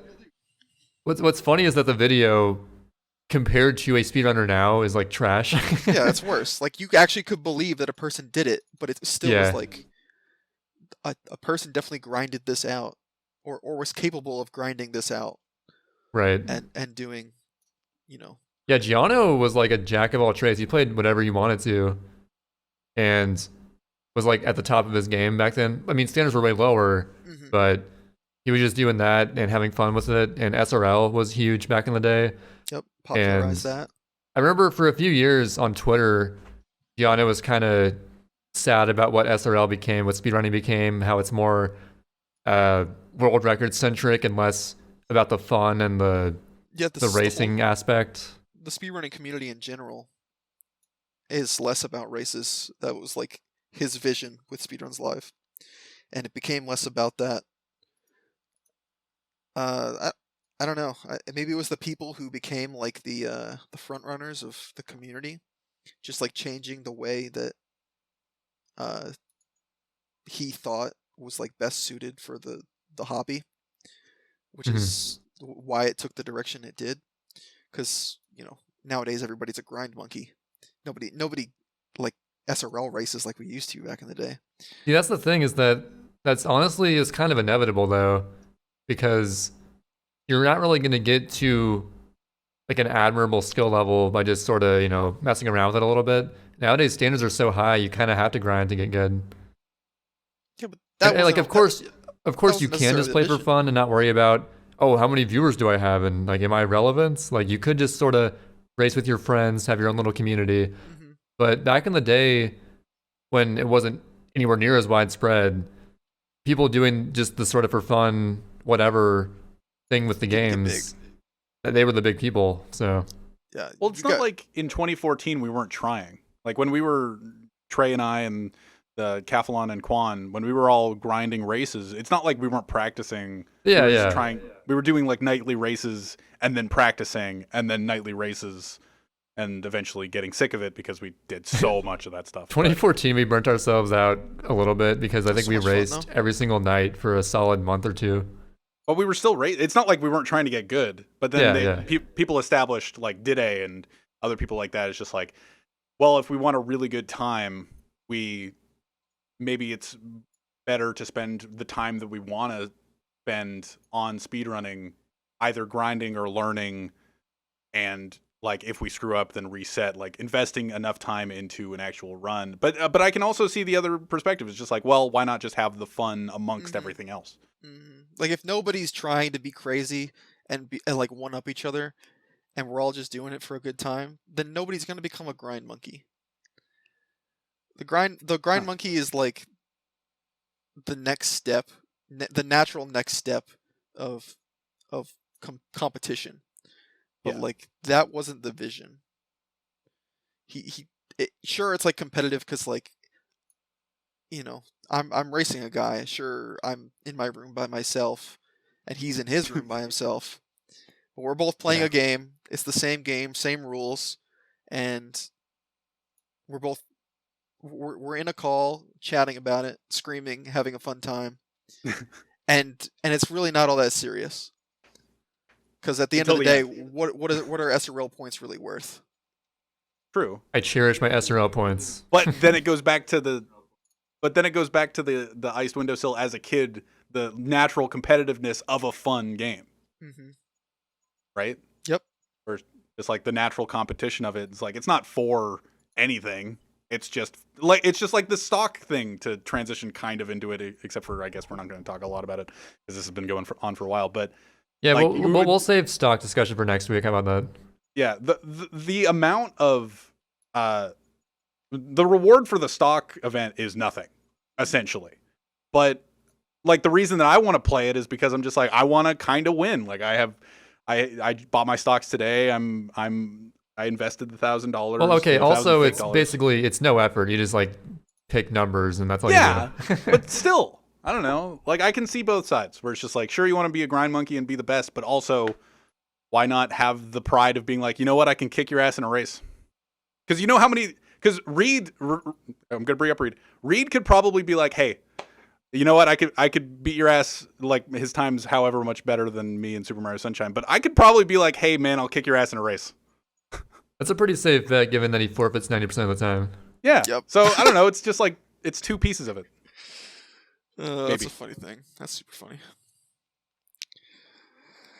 So how did you get to Sunshine though? Like, because you were talking about Giano and how he played so many games and the community he based around. Like, you didn't play any of the games that he played. Nope. So you found a new game. Yep. And it wouldn't have happened if he didn't branch out. Because I didn't own 64, but he played 64. But one of the days, like, he was just like, hey guys, we're going to try this game out instead. And it was all of his friends. They went in blind. And I had the game. But I didn't play. But I had it. And that was like my opportunity to get like my first experience in the in speedrunning altogether, because I'd been watching it for like half a year, maybe over half a year. But I'd never done it myself because I didn't have the game and I didn't I don't know. It never occurred to me. There wasn't anything you could see Sunshine out there. And I wasn't necessarily interested in Sunshine in particular, even to this day. So this day.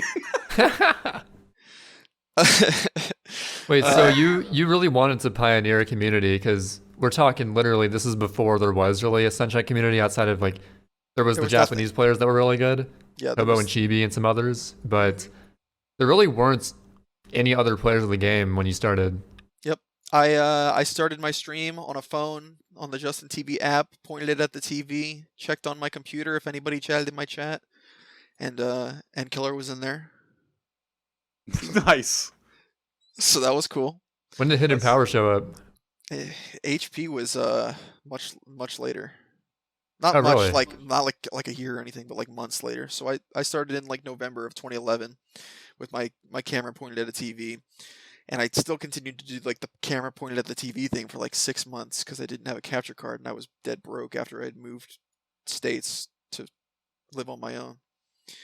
And during this time, like it was me, and I'd just be watching Gianno stream. I got my first ever experience. It was like his last experience with Sunshine was like my first experience with Sunshine, and he passed the torch. Like Anislaw, was like Yeah, I know part him. of the community, right? Like these are names nobody should know unless you've been around. Like Axon or Endkiller or Oh, Axon's even too old for me. yeah, like I just know him for being the Yoshi Skip guy. right, exactly. Like there were people that touched it, but there wasn't a community yet. And I wouldn't even necessarily say like I started like the Sunshine community, but like I played the game like day in and day out. I was like trying to create that community feel that Gianno's stream had, where he has homies, they're all playing the game, they're all goofing around, and there's it doesn't feel like there's much on the line. Everybody's just dicking around having a good time. And even when I get in calls like nowadays with the Shrine Scholars, it still has that same feeling that it had back in the day when we created it. Like we did what I wanted us to do. And it only lasted for so long because some of us were more I don't know, we had bigger sights. We had bigger fish to fry. Like some of us got more popular than others. I had plenty of opportunities to become like a full-time streamer and be partnered and all that stuff, but it was just never. Weren't you hosted by Siglemic or something? I had a huge opportunity where, like, over 1,000 people were sent to me from Siglemic doing like world record runs in 64 at like the peak of his existence, thanks to like me knowing Tofool and being in conversations with him. I've been a part of like so many like early speedrunning communities. I know so many people through like how small we were back then. I'm not like old, but like I know a lot of people who are still like who are relevant during like the glory days, I guess you could say, to some people. Which is for everybody it's a different time, but yeah. I personally feel like I started playing Sunshine at like the perfect time, which is early 2013, because there was already, you guys sort of established the groundwork of basic stuff, like the basic run and the route and all that. Yep. But also there was a shitload of potential things to come, obviously. And if I would have started now, it'd be too intimidating. Like looking at Ouija, it's like, holy shit. Yeah, back then you look at the record, it's like, okay, this Japanese player Chibi, he looks insanely good. I'm probably not gonna be that good, but I feel like I can get pretty close to that. So let me give this a shot. I never had any of that. I never had any like looking at the record being like, oh, I could beat that. I don't think I've ever looked at the record and been like, I can beat that, even when it was like 130. But yeah, I didn't think I could beat it, but I was thinking if I put my heart into it, I could probably get like decent and like maybe close to that. Just want to compete a little bit. It's just the competition. I'm just saying that I never really thought of it that way. Like when I started, obviously now I do. Just like see, my mindset was totally different when I started. I was all about I was stream monster extraordinaire. Only cared about world records, all the classic speedrun noob traits. Yeah, look at Trey's old comments on YouTube videos. I believe exactly I left the comments. I left the comments on Chibi's 2011 record, probably like 7 years ago. What did it say? It was like, damn, those windmill wall kicks are fucking crazy or something. It was like really scrubby. Right. And also, I think you've seen this as well. I posted on like the SDA forum in like late 2012. This is when I was looking at like Samurai Man and looking at Sunshine speedruns. I didn't start playing it till 2013, but I was looking at the speedrun. And I left a comment being like, yo, has anyone tried doing Yoshi Skip in Piano 1? Like, dude, the Ultra Scrub. And I was asking because I was too scrubby to do Yoshi Skip myself. So I was like, anyone who can do Yoshi Skip, try it in Piano 1. How has no one tried this yet? Yeah, you're big brain. Dude, Omega Brain strats. And you still see that to this day. Like, probably just yesterday, someone left a thing in, like, help or something asking, can we go to Corona early? It's still, to this day, you still see that. So I don't feel too bad for saying that in 2012, but, like, it happens. we've all had interesting starts. I think like most of us have like our own story, and mine was just I wanted to play with the dude who I like wasn't necessarily wanted to be, but I wanted to have like that thing that he had. And even now I'm like subscribed to him on Twitch. It's like my only subscription, and I'm proud of that because it's like the amount of like happiness and entertainment that man gave me for all the years he didn't have a button. Like I wanted to give things, and I might have like barely given him anything at one point, but like he did so much and like influenced so much of who I am now that like subscribing is like nothing compared to like what he's done for me. I mean, especially now you have like a job and stuff now compared to when you started speedrunning. Yeah. It was yeah, why not?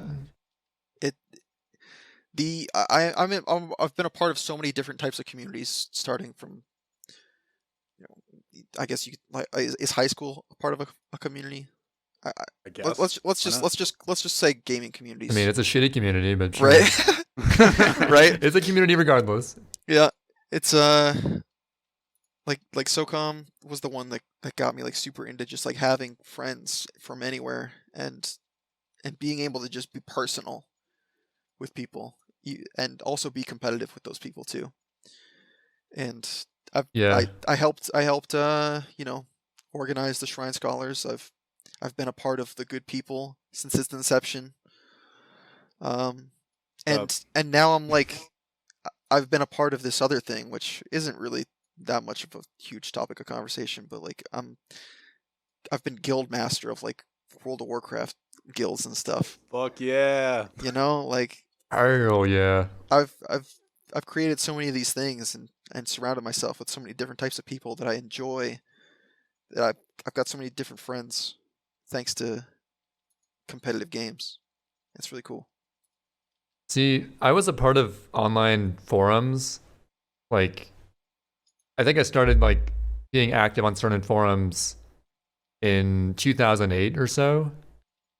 And even then, like, when I got into speedrunning, I didn't understand the importance of community until probably a year and a half later when I started actually streaming.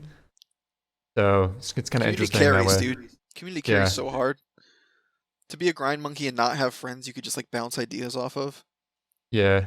I'd burn out so fast, personally. But dude, like when I was on like the outside, despite knowing that I enjoy being a part of online communities, being an outsider to speedrunning, I only viewed it as, man, people would think I'm so dope if I had this record or had like this sick time.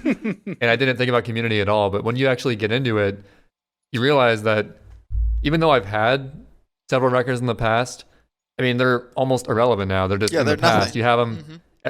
Every record is just temporary, but friends are forever, as cheesy as that sounds. That is like, super cheesy. I had sub 3, but like no one gives a shit now. It's in the past. It's former. I'm going to admit it now. It's a former record. I know.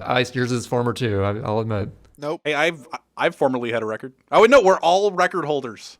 Yeah. Hey. I've held multiple records. Only 2 of us for the real important category, though. Hey. Not important game, though. The game you guys play is just a worse version of SOCOM 3 US Navy SEALs for PlayStation 2. We play the inferior game to SOCOM 3 Dude, I US haven't Navy heard SEALs. that in so long. When you prefaced that whole bit with that, I was just like, oh my god. It's a throwback, dude. I was definitely baiting out that comment. It's the classic. I'm surprised. I feel like we're really close to wrapping up. This was really nice. Haven't you just? I haven't really talked. We've been friends for years, but I've never heard you like talk about your path through gaming, which was really nice to hear. I'm surprised we didn't go more into World of Warcraft. Let's honest. not. Well, do we know anything about that game? I know everything about that game, but it's not a place that I'd want to bring you guys. That might be a nice episode that we'll have to go into, the World of Warcraft episode. That's no. Let's actually let me say this about that game. That game sucks. The game sucks. The only thing that's good about the game is the community. That's fair. If you've been a part of a community, then maybe the game's worth playing. And if you want to be a part of a community, don't play the current version of that game. Play the old versions of that game. play Classic or a private server. Those games still have that feeling of community. The current games are just bad games. I feel like that's the general consensus. Well, If you're before paying we for wrap, a current version, yeah, it's not good. before we get close to wrapping, overall thoughts on New Horizons. Go. Good lord, I have nothing. There's too much to say, man. But 3 minutes. I don't know. I feel like everybody's complaining the fact that they can't make multiple things at a do-it-yourself workshop at once. You gotta. I feel like that was intentional, so that it gives you that more realistic feeling of like, oh, you couldn't just craft 100 things at once in real life. You got to No, for craft sure. things one by one and make it more real that way. I see the value in it, but I also see like I'm making 100 bait, so I'm gonna sit here pressing the A button Yeah. for 5 minutes. I wonder if they will ever update that. You know, it's got to be like the most requested thing, for sure. If there's anything else that anybody would even request in that game, like I honestly, that's probably the first thing I would update. Like even the duping thing that they like patched out immediately was just like I'm not concerned with that. That might ruin other people's experiences, but I'm not. I don't even interact with time skippers, let alone dupers. Oh hell yeah! Although I'll admit, I used to be a time skipper in the GameCube game. Yep. I definitely time skipped to get my golden axe, but I plan on not time skipping at all in this new game. So Same. pretty. I don't interact with them at all. If I have to know if you're a time skipper before I even invite you to my place or go to your place. Right. Because I don't want you to influence my place. My Yeah, we're not been going to to talk to Noax Noax again. Have you For been to sure. Noax Island, Ice? No, Or have you I interacted never, with and I them? never will. Because he's this time. Yeah, it's a confirmed thing, dude. I'm not going. I never will. All right, that's interesting. Yeah, it's my philosophy, man. It's a little hard-headed, but I'm enjoying everybody talking about Animal Crossing. I care zero about this game, but it's really interesting to hear everybody talk about it. you don't have to put a lot of time into that game to even get like a little bit of satisfaction out of it. But like even I listen, I put in way too much freaking time. But when does this game come out? The 20th? So 2 weeks ago? I don't know, dude. I definitely put in that. I put that more than anything else I've done in the last 2 weeks. Dude, Frenchie posted a picture that he already had 100 hours. I've got more than that, I'm sure. Oh my god. I wake think up at 8 o'clock in the morning and don't get off till like 3. It's effed up. I have like 65 hours, and that's including working 40 hours a week. More than that the past few weeks. You know what? I'm glad that Raid Shadow Legends doesn't track how long. It does give me my daily rewards for 3 hours played, and I don't think I've missed more than 3 of that. So, I'm glad that Raid Shadow Legends doesn't trace or like track how long I've actually played that, because I'd probably. I feel like that's intentional. Oh, and then one final thing we do with every guest on this podcast. Sid, take it away. Oh, you're gonna make me do it? Go ahead and do it. Hey, so we're doing the. You're talking about the resume, right? Yeah. Okay. You know, the thing we do with every guest. I'm just wondering. You know, sometimes they're just like, say that we're on Google Play. Say that too. All right. Spotify. So hypothetical, Icedwindowsil. Gianno is sitting at a desk. Yep. All right. Oh, You God. walk in. He's looking for a gamer for I don't even know what, like just some sort Gaming of, Inc. Yeah. Sure. He needs help. You know, maybe establishing a community, maybe glitch finder, who knows. But you're making a resume up for Gianno. Mm-hmm. And Sounds okay. everything on that resume is gaming related. What is your gaming resume to get the job from Gianno? Is this like my highlights? This is like my high points, right? You could put what will impress Gianno. It could be your highlights. It could be that you played a lot of Minecraft. Oh, I don't judge goodness. Phoenix. Interpret it as you will. I wouldn't put that there. I have. Let's Minecraft, man. Minecraft. Every time we play that damn game, I always build something incredible, and then we never get to experience it. It goes in such short stints that we just get bored. I've always it's always like this huge visual that I have, and it's gonna be insane, and then we never experience it at all. Every time. Yep. But I don't know. I guess if I was like the top of my top, like the things that I would say that I did to like impress people was like Giano. Giano in particular. Good lord. I hate the fact that that's It's Giano, what I have dude. to do, Booga yeah. All is right. out for the day. Giano's the replacement. okay. I was a SOCOM 3 legend in my own mind. A glitcher extraordinaire. I was a master level StarCraft 2 player during what most people considered the only important time of StarCraft 2's existence. I transitioned into speedrunning after that and cemented my place in the history books, which is, who cares? But You're selling it pretty well. yeah. Dude, Giano is impressed. And I played like a bunch of MOBAs. I played League. Who cares though? That game sucks, man.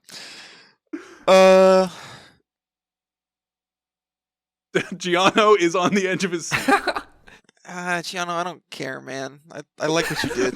You did You good wanna stuff. work for You're Giano? honestly, you're my inspiration. But I'm nothing compared to you, dude. Don't hire me.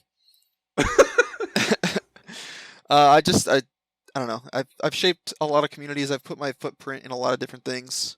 I'm a very patient person. I'd probably be a good coach. I'll probably be a good baseball coach to some kid one day. And I'm a natural gamer who's been grinding Animal Crossing and Dota 2 recently. And most importantly, you created SMS Bingo.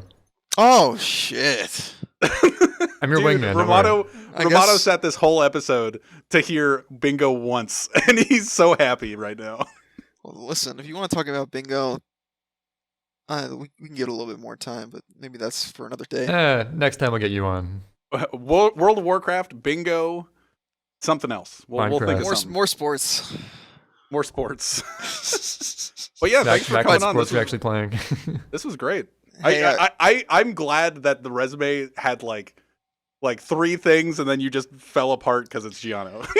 You're just like, man. I know it's nerve-wracking, with your hero. I didn't come interviewing you. prepared, bro. I knew you guys did this for every person, and every single time you did it, I actually tried. I actually tried in the moment to come up with my own resume, and I did it. I had 10, 20 different resumes. The resume I just gave you was definitely the worst one. It's difficult because you were prepared for Boga, but then we switched it up on you. What is that?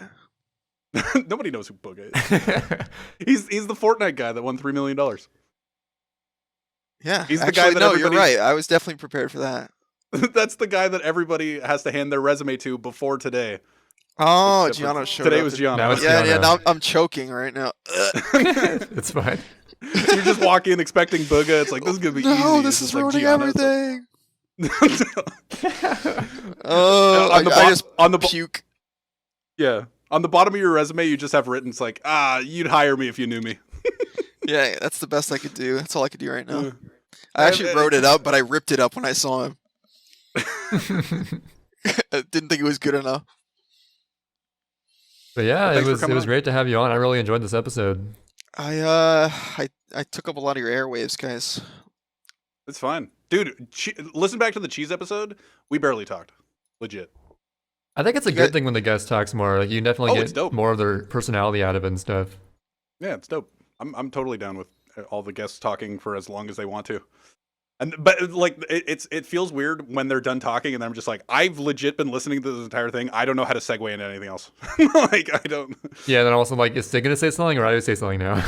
Yeah, We're working it. on it. We're getting But- better at it over time. But I enjoyed this episode. We're on to wrap up the podcast. Do you have any shout outs, Iced? Shoutouts to Larry. Nice. Good shout out. Everybody knows Larry. Shoutouts to you. Everybody knows. Everybody knows Larry. I love you, Larry. I want my Mets to come back, man. Shout out to the Shrine Scholars. You guys probably won't listen to that. Maybe you would. Probably won't. Not really worth listening to. And You probably Empower, if already you're know out the there, I love story. you. HP. Shoutouts to you, even though you're a Shrine Scholar. Okio, the best Shrine Scholar. Voted upon by all of us. Shoutouts Your to boy Graham, the worst trans scholar. Yep. No argument there for sure. He's definitely the worst. Shoutouts to Penophobia, There we go. the second natural. Best Yoshi He's in the been West. He's been grinding. Is he gonna play the new? Is everybody playing CS Go to play the new like No. Riot CS:GO? No. He's been on the CS grind with a bunch of his Maryland homies for Oh, yeah. for over 2 years. I'm pretty sure. Oh, that's cool. Oh He damn. left me in the dust because I don't have the brain capacity for that game. That game's mega brain. We should get And, Penophobia on sometime. Do it, dude. He's That'd be insane. He's With a the wrap up super the interesting episode. person. Super interesting person. But yeah. If that's it for shout outs, Mm. we're gonna wrap this up. Again, we're on Google Play and Spotify. And YouTube is probably where you're watching this, but there you go. And yeah. Have a good day, everyone. Thanks for the invite, guys. Been great. This was the best episode. I thought Quan's recording was really good, but this is probably my favorite episode so far. Oh, thanks, guys. I tried my best. It had really strong moments. Peace.